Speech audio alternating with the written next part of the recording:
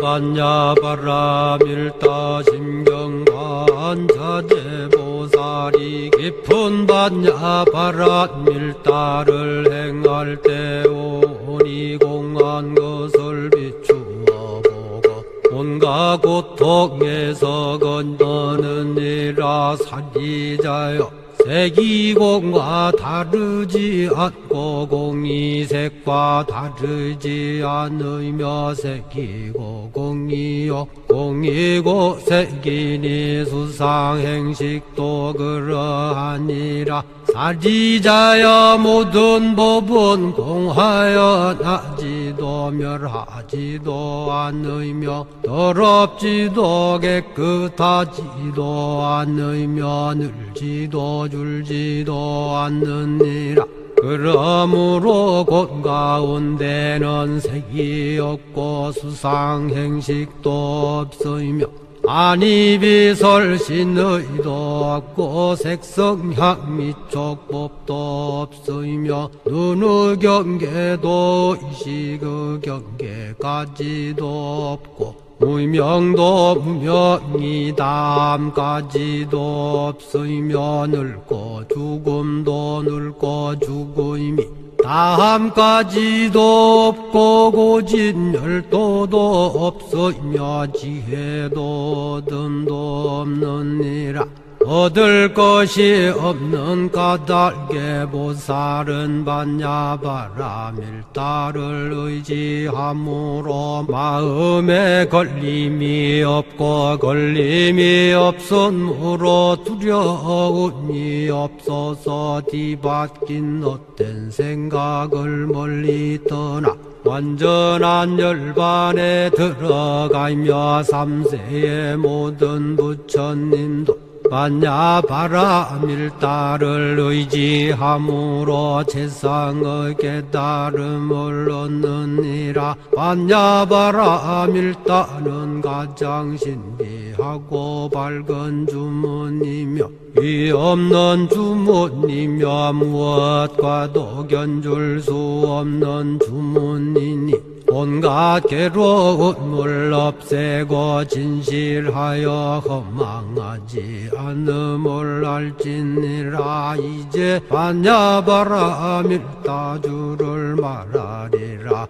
아제 아제 바라 아제 바라 승아제 모지사바 아제 아제 바라 아제 바라 승아제 모지사바 아제 아제 바라 아제 바라 승아제 모지사바.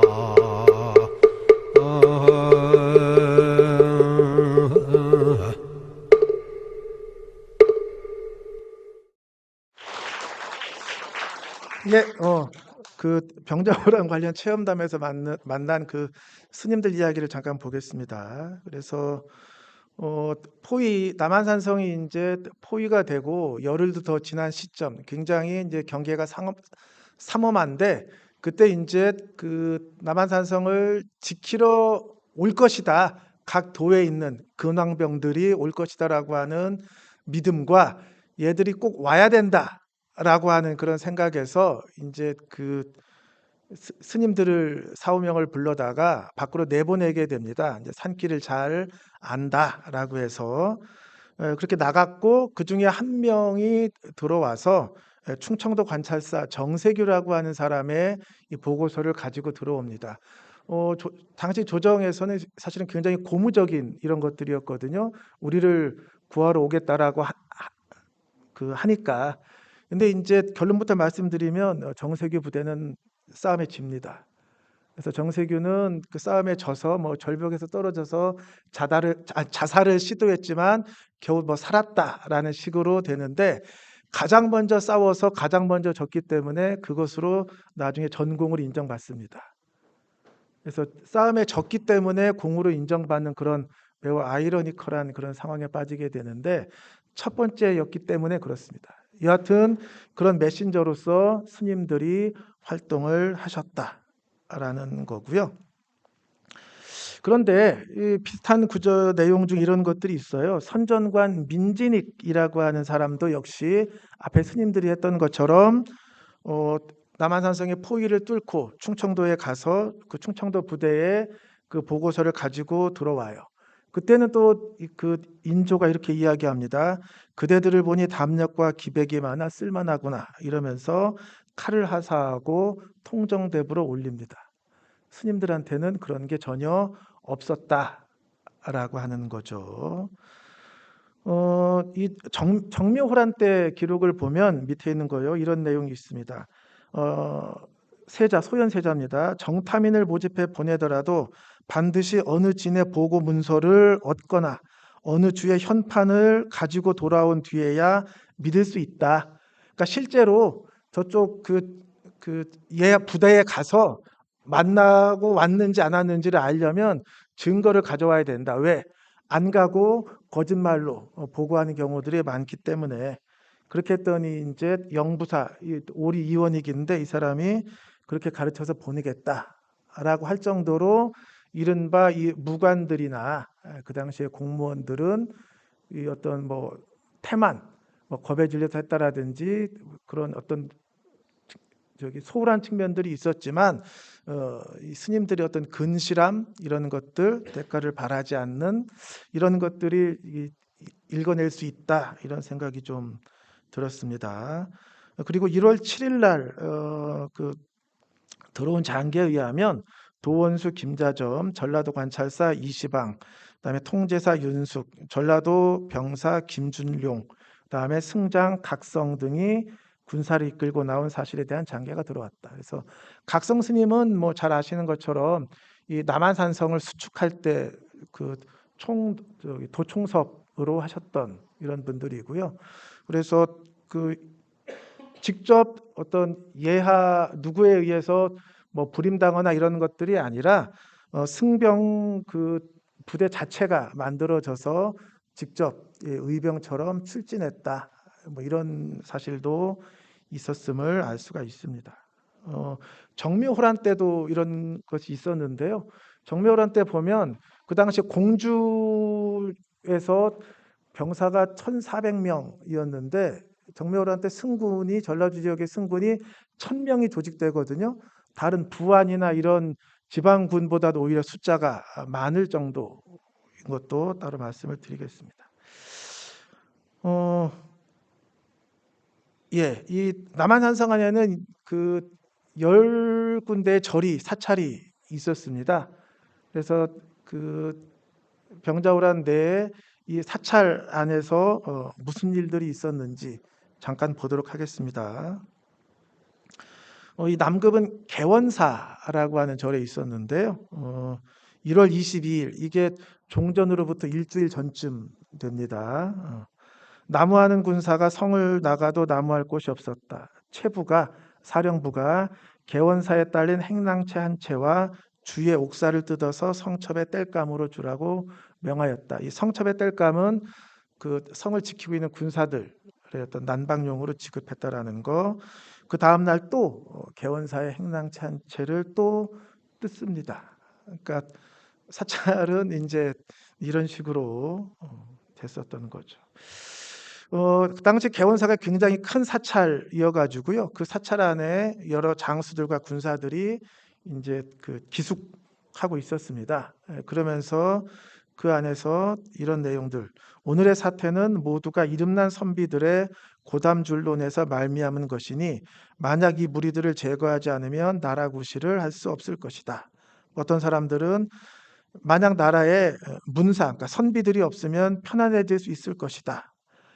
혹은 뭐 우리들이 매번 이름난 선비들을 볼 때마다 자연스레 칼자루를 굳게 잡게 된다라고 하면서 이 무인들이 그 화친을 거부하는 빨리 강화를 맺어야 되는데 이 척화론을 주장하는 선비들 때문에 이 희생이 늘어나고 있다라고 하면서 그 친위 쿠데타 같은 것들 약간 그런 소요 사태 비슷한 것들이 있었거든요. 무관들이 하는 이 사찰이 그런 반란에 가담했다라는 것들이 아니라 사찰 안에서는 그 단순히 이 전쟁이 되면 사찰의 모든 공간들이 다 국가의 어떤 징발되는 이런 측면들이 있음을 그냥 말씀을 드리는 겁니다.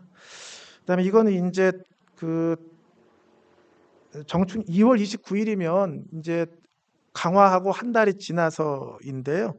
그 인조가 남한산성에서 자기를 이제 지켜줬던 호종한 사람들에 대해서 노군 포상하는 거에 대해서 이야기를 하는데 김유가 이거 신하들이 호종한 일이 뭐 대단한 일이 아니다. 응당해야 되는 것이다라고 해서 반대를 하는데 인조가 계속 이야기를 해요. 그러면 그 김유가 싸움에 나선 장수와 군사들 이런 사람들에 대해서는 노군할 수 있겠다. 뭐 이렇게 이야기를 합니다. 그래서 실제로 호종한 사람들에게 품계를 2등급 올립니다. 근데 아까 보시는 것처럼 저 군사들이라고 하는 존재들은 그 저기 문관들을 저기 어떻게 해야 되겠다라고 하는 그런 불순한 의도들도 있었고 그다음에 약간 전투 잘 못한 그런 측면들도 있었는데 여하튼 그 인정을 받는 건 결국은 이런 정규적인 군사나 이런 사람들이었고 당시에 그 남한산성 안에서 어떤 희생을 하셨고 희생을 강요당했던 스님들한테 어떤 일이 보상이 있었는지는 알 수가 없습니다. 이 병자호란을 보통 이제 1636년 12월 초에 일어나서 1월 31일 날 이듬해 37년 1월 31일에 끝난 걸로 이야기를 하는데 사실 병자호란의 그 완전한 종결은 그 청나라의 입관으로 봐야 합니다. 그러니까 북경에 들어가는 거. 심양에 있던 청나라가 명나라의 수도인 북경으로 들어가는 1644년, 45년 이때 아니면 조선시대 기준으로 하면 그 조선을 믿지 못해서 인질로 잡아갔던 소현세자와 복림대군을 조선으로 완전히 귀환시킨 뒤 이게 말하자면 병자호란 체제의 끝이라고 하겠죠. 그래서 병자호란은 그렇게 길게 볼 수가 있는데요. 그 긴 이 그 와중에서 그 굉장히 이채로운 행동을 보인 독보라고 하는 스님 이야기를 좀 더 구체적으로 말씀을 드려보도록 하겠습니다. 호암 문일평이라고 하는 그 일제강점기 때 문화사가가 있습니다. 그분이 이제 조선일보에 쓴 글 중에 이런 내용이 있습니다. 읽어드리겠습니다. 독보는 묘양산 스님으로 송명은 신헐이니 그가 처음에 명나라 장수 심세계를 따라 동강에 있다가 이 동강은 동강진이라고 해서 압록강 맞은편에 있었던 명나라 전초기지였습니다. 심세계가 싸움에서 지자 명나라로 들어갔다. 그 후 독보가 임경업 장군에게 발탁으로 읽으시면 됩니다.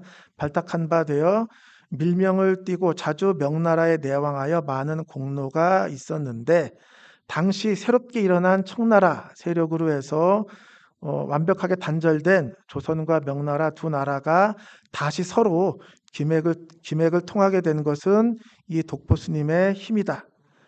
조선 군신이 이 세력이 다하고 힘이 다 빠져서 청나라 군대에게 남한산성 아래에서 맹약을 항복한 걸 이런 식으로 표현하는 겁니다. 맹약을 하게 된 그 참패 상황을 명나라 조정에 알린 것도 독보였으며 기타 정치 군사상 비밀을 서로 상통하는 것도 독보였다. 그러므로 그가 사명을 다하고 명으로부터 돌아올 때 인조께서 상사가 있었고 상을 주었고 또 명에 건너갔더니 임경업이 산동성 등주로 들어갔을 때 독보가 임경업과 동거하다가 임경업과 함께 청나라에 붙잡혀 가서 연옥 북경에 있는 감옥에 구금되었으며 임경업과 함께 본국 조선으로 호송된 뒤에 독보는 울산으로 유배당했다가 거기에서 죽고 말았다. 이걸로 보면 이 독보라고 하는 인물은 승려 중에서 매우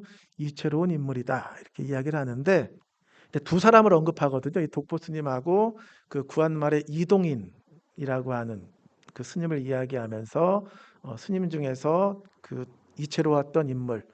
그러니까 보면 이 독보라고 하는 스님은 말하자면 이제 밀사 같은 이런 것들이죠. 조선의 어떤 공식적인 무관이나 이런 사람들이 하지 못했던 일을 하셨던 그런 분입니다. 좀 더 세밀하게 좀 들여보도록 하겠습니다. 이건 연료실기술이라는 책이고요. 뭐 국사 시간에 배우셨겠지만 이긍익이라고 하는 사람이 쓴 이른바 기사본말체 역사서잖아요. 어떤 사건 중심으로 서술이 되어 있는 일기식이 아니라 어, 포인터가 되나요? 여기에 보면은 이제 그 주요한 사건들이 쭉 나열되어 있는데 여기 뒤에 보면 예, 독보라고 그래가지고 아예 항목이 별도로 나와 있습니다. 그래서 독보, 이계를 뵌 일과 임경업이 도망쳐 온 일을 함께 기록하였다. 그러니까 이계라고 하는 유명한 배신자거든요. 그다음에 임경업 장군도 다 이 독보라고 하는 스님의 이 일련의 행적 밑으로 들어가 있을 정도로 굉장히 중요한 그런 역할을 했다라고 하는 것을 이 체제 안에서도 볼 수가 있습니다.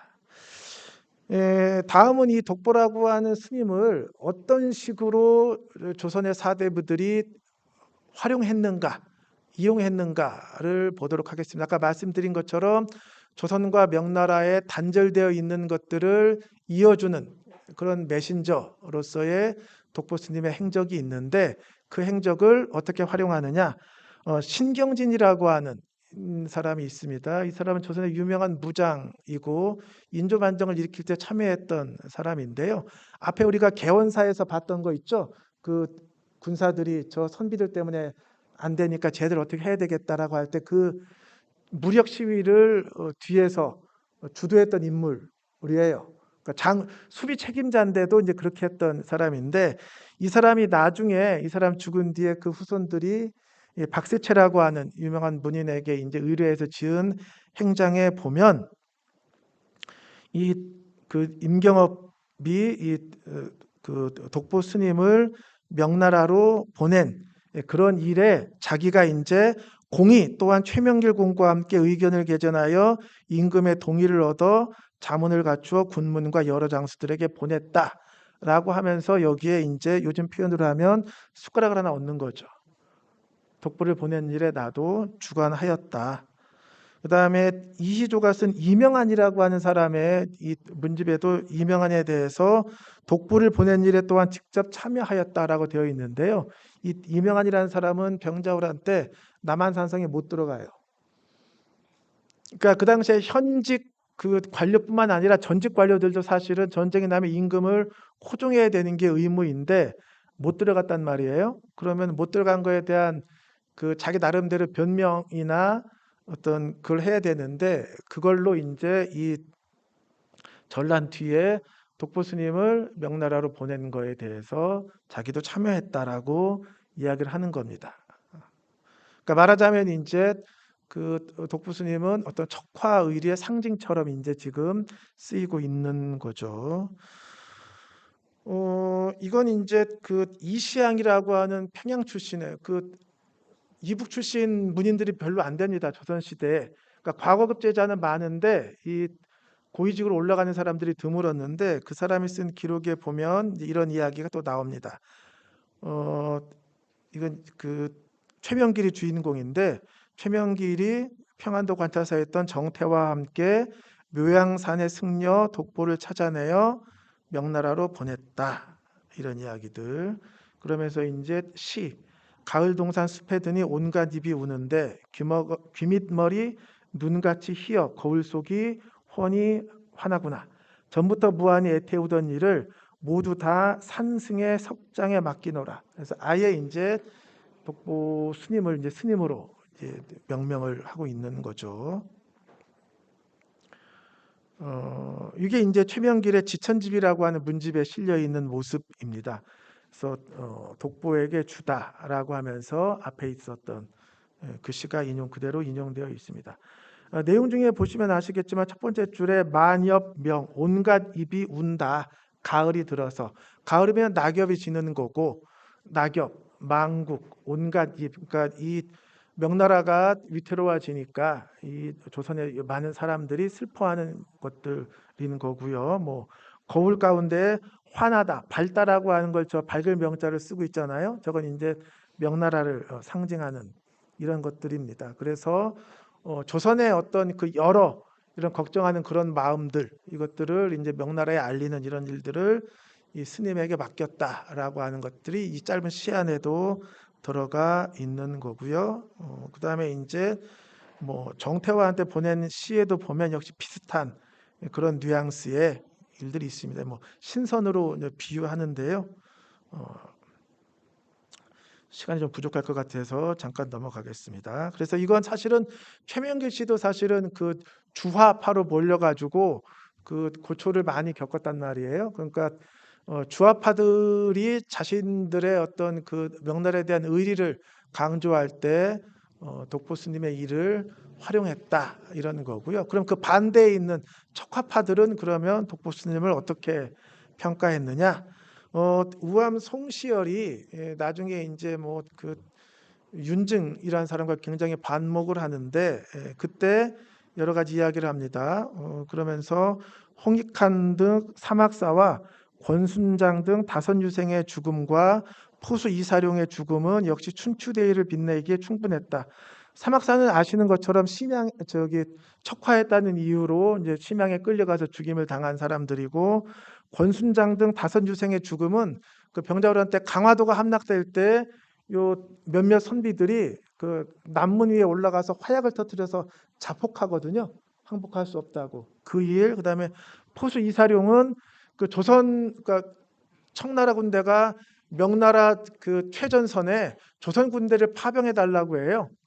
지금의 저 윤영성 지역에 그때 이제 저기 경상도 성주 출신의 이사룡이라는 포수가 나는 명나라 군사를 총으로 쏘아 죽일 수가 없다라고 해서 총알을 넣지 않고 공포 화총을 쏘다가 걸려가지고 죽임을 당한 그런 사건들입니다.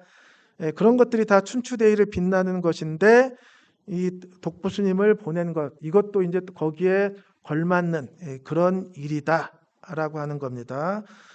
그래서 이 밑에 있는 노란색은 이 우암 송시열의 문집 송자대전은 굉장히 자세한 각주가 붙어 있습니다. 그 자체적으로 그 각주 내용입니다. 그래서 이 독보스님에 대한 설명입니다. 이때 바닷길이 끊긴 상황에서 오직 신헐만이 왕래하였기에 명나라 사람들이 감탄하여 독보라고 명명하였다. 약간 뉘앙스가 좀 다르죠. 앞에 있는 주화파들은 대개 독보라는 이름으로 명명을 했는데 이분들은 이제 신헐이라고 하는 건 아무래도 이제 그 스님에 대한 어떤 그런 약간 꺼리는 것도 이래서 아마 속명으로 명명하고 있는 거겠죠. 약간 그런 뉘앙스들이 있습니다. 자세한 것은 그 이선이라는 사람이 편찬한 임장군전이라고 하는 임경업 전기에 들어있다라고 되어 있습니다. 그래서 임경업 전기를 보면 이런 제가 이제 앞에서 설명했던 내용들하고 비슷합니다. 근데 훨씬 더 구체적으로 되어 있죠. 묘양산의 승려 신월이 의기가 있어 사신으로 보낼 만하다기에 초청하여 정성껏 대접하면서 여러 달을 한 곳에서 지내다가 은밀히 명나라에 알리자는 뜻을 보이니 신월이 흔쾌히 허락하였다.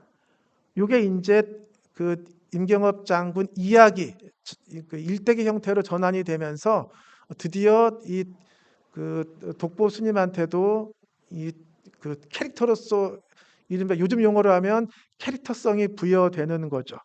그냥 단순히 어떤 수단으로서의 존재가 아니라 본인 역시 어떤 의지를 가지고 그게 참여하는 것처럼 쓰여져 있습니다. 그래서 이 그 독보 스님이 계속 이 그 조선과 명나라를 왔다 갔다 하는 것들이 기록되어 있습니다.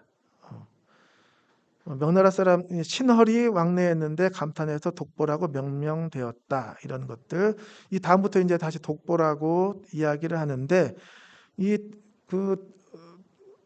독보는 존칭을 생략하겠습니다. 이 독보의 이 왔다 갔다 하는 일들을 이제 그 노출이 되는 건 이 스님 자체가 왔다 갔다 하면서 이 알려지는 것들이 아니라 선천부사 이계라고 하는 사람이 조정을 배신하면서 이 독보 스님을 보낸 일들이 다 청나라에 노출되거든요. 그러면서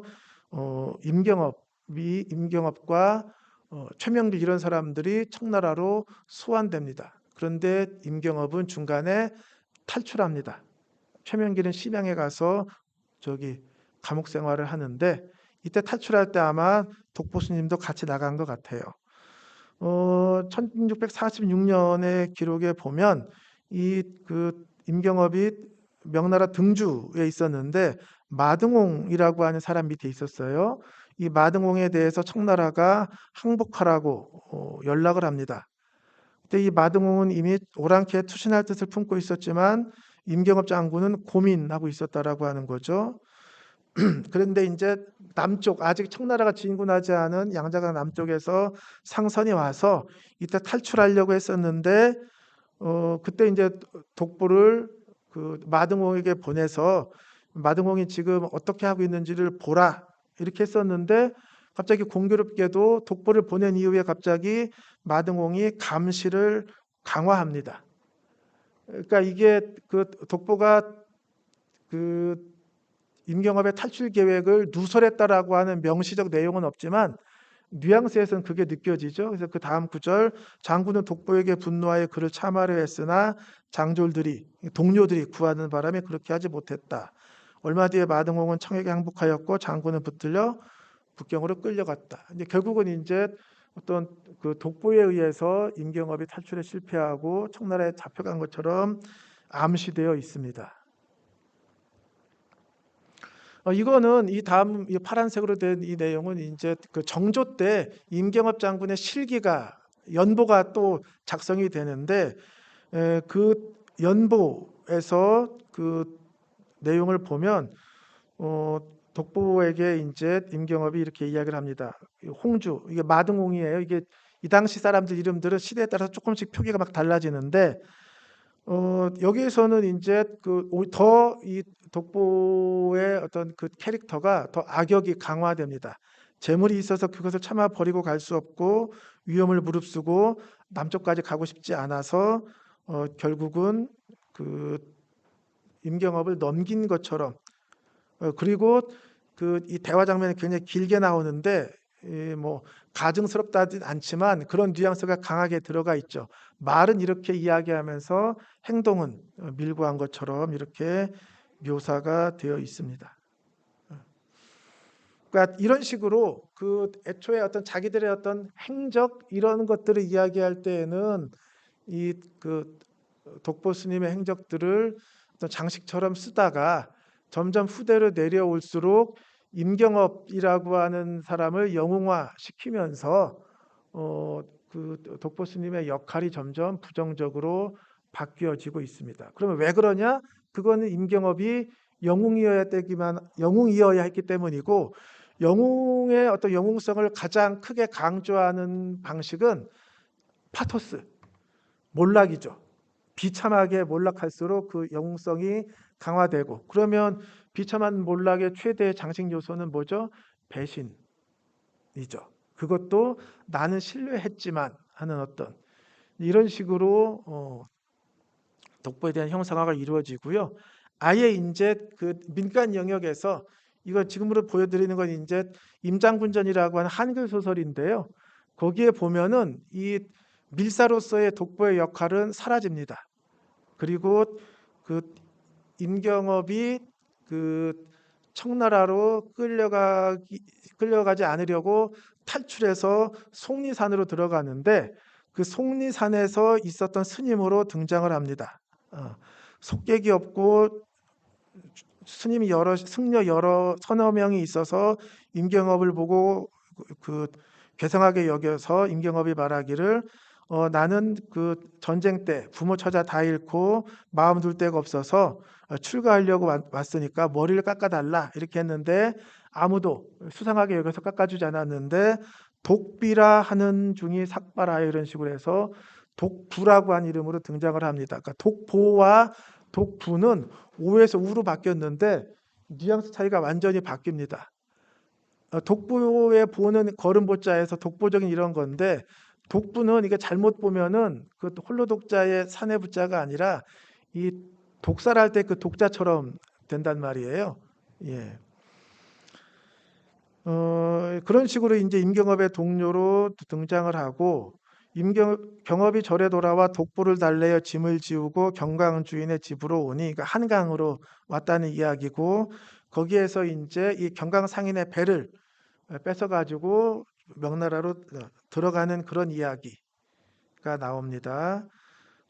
그다음에 이제 이 독부라는 그 승려가 이렇게 하면서 배신하는 이야기들, 일단 돈에 팔리고 여기에서 그다음에 이제 그 편지를 위조해 가지고 임경업을 그 본진으로부터 끌어내는 지금 1차 시도 뭐 2차 시도 이렇게 하다가 걸려 가지고 그 나중에 탈출까지도 독부가 막아냈기 때문에 임경업이 잡혀서 결국은 비참하게 최후를 맞이하는 그런 식으로 끝내는데, 그 전에 이 오랑캐에게 잡혀갔을 때, 청나라로 잡혀갔을 때 이런 이야기를 합니다. 그 호황더러 이르되 내 일이 된 것이 다 독부의 흉계니 독부를 죽여 하늘을 풀리라 한데, 호황이 또한 독부를 불측하게 여겨 잡아들여 죽이라 하더라. 뭐 제가 말씀드린 것처럼 임경업이랑 독부 다 조선으로 귀환한 뒤에 이 그 처리가 달라지는데, 이 소설 안에서는 그 배신자 독보가 그 강화되고, 심지어 임경업을 적대했던 그 오랑캐 수장까지도 이 배신을 아주 나쁘게 보고 처벌하는 식으로 그려내고 있습니다. 한국각중앙연구원에 소장된 또 다른 그런 그 임경업전에도 역시 마찬가지로 이런 식으로 처리가 되어 있습니다. 이건 이제 결국은 무엇을 말하는 것이냐 하면, 이제 묵묵히 일했던 복무했던 어떤 그런 그 한 스님이 결국 나중에 이르면 그 어떤 임경업이라고 하는 어떤 영웅 서사에 포섭이 되면서 그 아주 나쁜 악역으로 변하는 그런 그 일련의 모습을 확인할 수가 있습니다. 병자호란을 다룬 건 이런 임경업전 같은 그런 서사도 있지만, 그 강도몽유록이라고 하는 아주 특이한 그런 문학 작품이 하나 있습니다. 강도는 강화도라는 거고요. 몽유는 꿈에 논인다라고 하는 거고, 꿈속에 논이었던 것들을 기록해낸 글이다라고 해서 이제 록자가 붙는 건데, 그 강도몽유록에 보면 청허라고 하는 스님이 등장을 합니다. 정멸사에 이제 청허라는 그 스님이 있었고, 성품이 어질고 자애로웠으며 마음 또한 자비롭기 그지없었다. 혹 추위에 고통스러워하는 사람을 보면 입을 것을 주고, 배고픈 사람을 보면 먹을 것을 주니 모두들 한겨울의 봄바람이요 암흑 속의 태양 같다라고 이야기를 했다. 근데 이제 그 병자호란이 발생해 가지고 임금은 남한산성에 고립됐고, 백성들의 절반이 적의 칼과 화살에 죽임을 당했고, 강화도로 피난했던 사람들은 상황이 더욱 비참했다. 사람들의 피가 냇물처럼 흐르고 죽은 사람들의 뼈가 수북히 쌓여 산을 이루었다. 그 시신을 까마귀가 파먹었는데도 장사 지내줄 사람조차 없었다. 근데 청어 스님은 그 주인 없는 시신들이 가엾고 불쌍해서 그 시신을 수습하기 위해 손에 버드나무 가지를 들고 나는 듯이 큰 강을 건넜다. 사람들이 살던 집도 전란으로 모두 허물어져 몸에 맡길 만한 곳이 없었다. 할 수 없이 연미정 남쪽에 풀을 베어 운막을 짓고 그곳에서 법사를 베풀며 지냈다. 그러다가 이제 잠이 들었는데 꿈속에서 아주 어떤 환상적인 그런 시공간이 펼쳐지고, 거기에서 석장을 들고 달빛 아래 거니는 장면이 나옵니다. 그랬더니 이제 여러 사람들이 모여서 떠드는 소리가 들리는데, 그게 다 여성들의 소리였었고, 노랫소리, 울음소리, 웃음소리가 다 들렸다. 그 중에 보니까 이제 멀리서 보니까 그 나이 먹은 그런 여성들처럼, 어떤 일반적인 그런 심상한 여성들처럼 보였는데, 가까이 가서 보니까 가늘고 연약한 목에 한 길이나 넘는 새끼줄에 묶여 있었고, 한자쯤 되는 칼 끝에 꽂혀 있기도 하였으며, 으스러진 뼈에 피가 흥건하기도 했고, 머리가 다 깨져버리거나 입과 배에 물이 가득 차 있는 이도 있었다. 앞에 있는 사람들은 이제 청나라 군대에 희생당한 사람들이고, 입과 배에 물이 가득 차 있는 사람들은 청군에게 이제 그 정절을 지키기 위해서 그 강화 해협에 몸을 던진 그런 익사자들인 거죠. 자살한 사람들. 그런 그 강화도가 함락되면서 죽임을 당한 그런 여성들이 모여서 자기의 억울한 사연들 이렇게 쭉 이야기를 나누는데 그 자리를 목격한 사람으로 청어 스님이 등장을 하는 겁니다. 그러니까 수습하는 거고 이야기를 듣는 그런 부분들입니다. 이 뒷부분이 이제 그런 내용인데요. 강도가 함락되고 남한산성이 위급하니 임금의 욕되심은 어떠했겠습니까? 나라의 수치가 심하였으나 절이 있는 충신은 만에 하나도 없었습니다. 늠름한 정조는 오직 부녀들만이 지니고 있었으니 이 죽음은 영광스러운 것이거늘 어찌 그리도 슬퍼하십니까? 라고 기녀가 나서가지고 앞에 있는 사대부 부인들을 위로해 주거든요. 그러자 이제 모든 부인들이 뭐 통곡했다라고 되어 있는데요.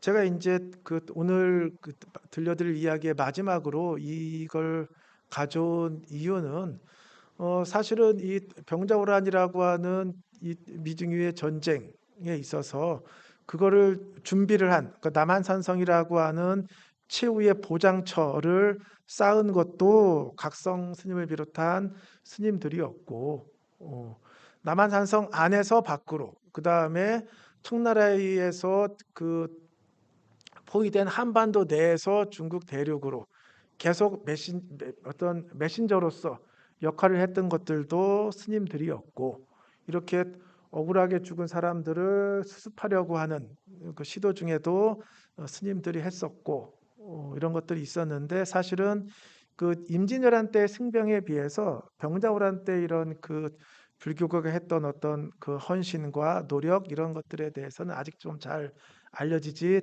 않은 것 같아서 그냥 제가 공부한 자료 중에서 관련된 내용들을 이렇게 보여드린 거고요. 예, 그래서 이건 말고도 사실은 공교롭게도 이게 불행인지 다행인지 모르겠는데 어제 이제 제가 인연이 있는 그 스님 연구자 한 분이 병자호란 때 무슨 기록을 하나 또 번역을 해서 보내주셨는데 조경이라고 하는 사람의 이제 병자호란 일기인데 여기에 보니까 이 사람도 남한산성 못 들어갔거든요.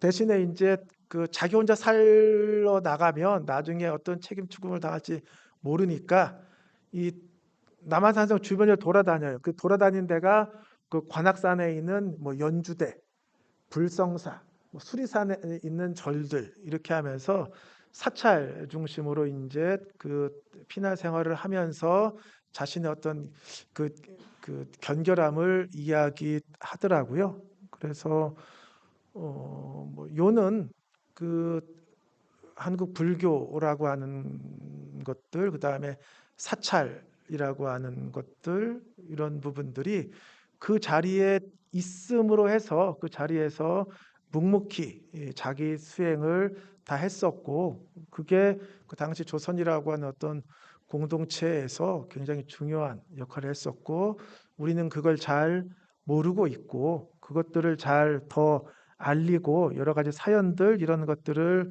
드러내는 작업들을 이 문학연구자 그리고 제가 속한 국어국문학과 국어국문문예창작학부가 열심히 하겠다 이런 말씀을 드리려고 오늘 이 긴 이야기를 드렸습니다. 예, 이상입니다.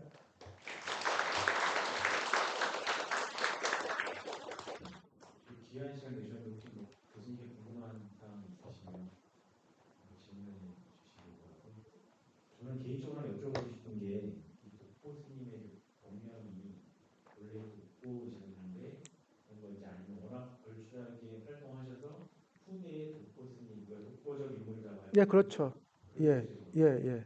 송명은 신헐. 그다음에 또 다른 기록에 보면 명나라에서 이제 여기서 독보라고 하는데 또 다른 이름으로는 려충이라고 하는 호칭도 있습니다. 려는 고려할 때 려고요. 충은 충성스럽다. 그러니까 결국 뭐 조선의 충신 같은 이런 이름이죠. 그래서 이제 예, 그냥 묘양산의 승려로만 나와 있고 다른 기록이 없습니다. 예. 호국불교에 우리가 알지 못했던 스님들 이렇게 소개해 주신 교수님께 다시 한번 큰 박수 부탁드립니다. 아니, 한 가지 첨언을 하자면 사실은 김한민 감독의 명량에서 왜 보면은 그 승군들이 나오잖아요. 그래서 너무 그런 이미지, 이 막 그 칼 휘두르고 막 하는 이런 것들만 너무 강조되는 것 같아서 그게 아니라 이제 그 수습했었다. 준비하고 수습하고 살피고 듣고 그런 역할을 불교가 했었다라는 것도 조금 알리고 싶어서 준비를 했습니다. 예.